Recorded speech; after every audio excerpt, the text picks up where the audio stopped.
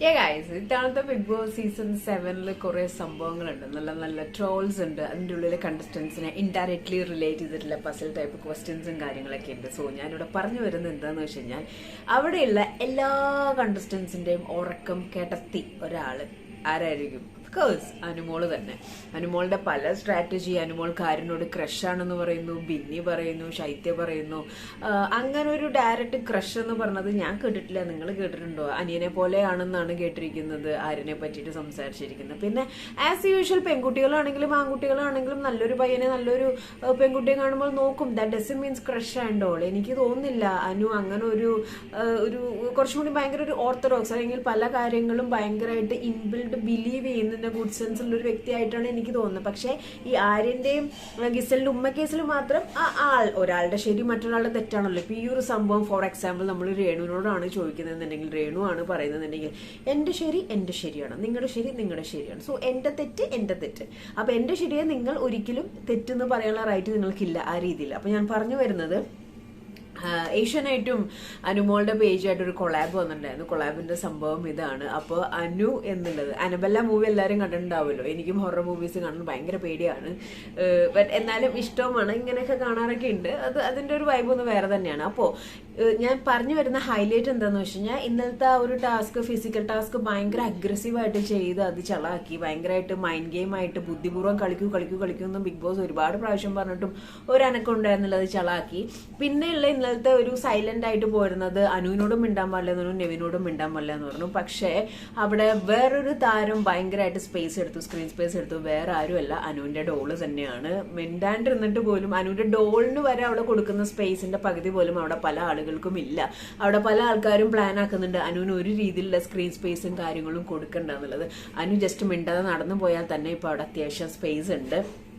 അപ്പം ഇതിനകത്ത് അനു ബെല്ല എന്നുള്ള രീതിയിലൊരു സാധനം ഇപ്പുറത്ത് ഫോം ആവുന്നുണ്ട്. അതിന്റെ ക്രിയേഷൻ നല്ല രസമുണ്ട്. ആ ഒരു ഡോള് ഇങ്ങനെ ചേഞ്ച് ആയാൽ, അല്ലെങ്കിൽ പറയാൻ പറ്റില്ല, ബിഗ് ബോസ് ചിലപ്പം അനുവിന്റെ ഈ ഡോളിന് ഒരു സൂപ്പർ നാച്ചുറൽ പവർ ഉണ്ടെന്നൊക്കെ പറഞ്ഞിട്ടൊരു സാധനം കൊടുത്തു കഴിഞ്ഞാൽ, അല്ലെങ്കിൽ ഈ ഒരു ഡോൾ എടുത്ത് എറിയുന്ന ആള് അടുത്ത നോമിനേഷൻ വരുന്നൊക്കെ പറഞ്ഞ് എന്തെങ്കിലുമൊക്കെ ബിഗ് ബോസ് പ്രെഡിക്റ്റ് ചെയ്യാൻ പറ്റുന്ന സംഭവങ്ങളാണോ, അങ്ങനത്തെ രീതിയിൽ എന്തെങ്കിലുമൊക്കെ പ്ലാൻ ആക്കുമെന്ന് നമുക്കറിയത്തില്ല. പക്ഷെ എന്തായാലും ആ ഡോള് കഴിഞ്ഞ സീസണിലൊക്കെ ഇല്ലെങ്കിലും ഈ ഒരു സീസണിൽ ഈ ഒരു ഡോള് നല്ല രീതിയിൽ സ്പേസ് എടുക്കുന്നുണ്ട്. ഇപ്പൊ ജാസ്മിന്റെ ഡോൾ എന്നൊക്കെ പറഞ്ഞു കഴിഞ്ഞാൽ അതൊരു ട്രാക്ക് വേറെയായിരുന്നു. പക്ഷെ ഇതെന്ന് പറഞ്ഞു കഴിഞ്ഞാൽ ഡോളിന് അതിൻ്റെതായ വേറൊരു രീതിയിലുള്ള ഒരു പിക്ചറൈസേഷൻ ആണ് ഈ ഒരു പോസ്റ്റിലൂടെ ബിഗ് ബോസ് കൊടുത്തിരിക്കുന്നത്. അറ്റ് ദ സെയിം ടൈം അനുവിന്റെ പേജുകാർ ഈ പറഞ്ഞ മാതിരി ഈ ഒരു സംഭവം ഇടുന്നുണ്ട്, അതേപോലെ തന്നെ കൂടോത്രത്തിന്റെ മറ്റു സംഭവങ്ങൾ എതിർത്ത് സംസാരിക്കുന്നുണ്ട്. അപ്പൊ അങ്ങനെയാണെങ്കിൽ ഒരിക്കലും ആ പോസ്റ്റ് എടുക്കുകയല്ല വേണ്ടത്, ആ പോസ്റ്റിന് എഗൻസ്റ്റ് ആയിട്ടാണ് കാര്യങ്ങൾ സംസാരിക്കേണ്ടത്.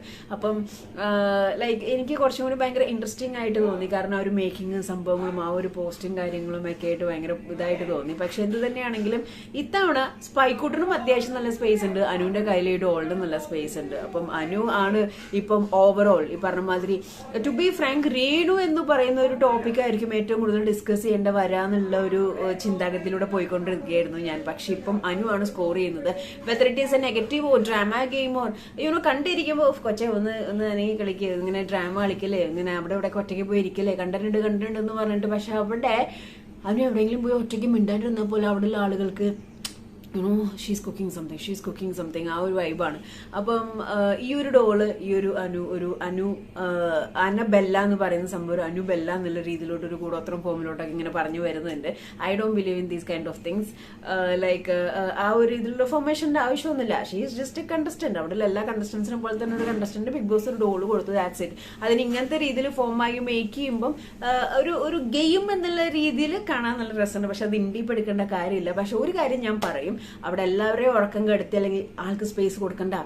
അനീഷ് വരെ ചില സമയത്ത് ഇങ്ങനെ ബാക്ക് ഓഫ് ആവുന്നുണ്ട്. കാരണം എന്ന് വെച്ച് കഴിഞ്ഞാൽ അനു വന്നിട്ട് അവരുടെ ഒരു ഉറക്കം കളയുന്നുണ്ട്, അല്ലെങ്കിൽ ഇറിറ്റേഷൻ ആവുന്നുണ്ട്, അല്ലെങ്കിൽ അനുവിനെയാണ് എല്ലാവരും പ്രൊവോക്ക് ചെയ്യുന്നത്. ഐ മീൻ പുറകെ പോകുന്നത് അനുവിന്റെയാണ്. ദാറ്റ് മീൻസ് മേ ബി ഒരു സ്ട്രോങ് കണ്ടസ്റ്റന്റ് ആവും, അല്ലെങ്കിൽ ഒരു നെഗറ്റീവ് കണ്ടസ്റ്റന്റ് ആവും, അല്ലെങ്കിൽ ഒരു ഇറിറ്റേറ്റിംഗ് കണ്ടസ്റ്റന്റ് ആവും. വാട്ട് എവർ ഇറ്റ് ഈസ്, അനുവിന്റെ ഡോളും നല്ല രീതിയിൽ അവിടെ സ്പേസ് എടുക്കുന്നുണ്ട്.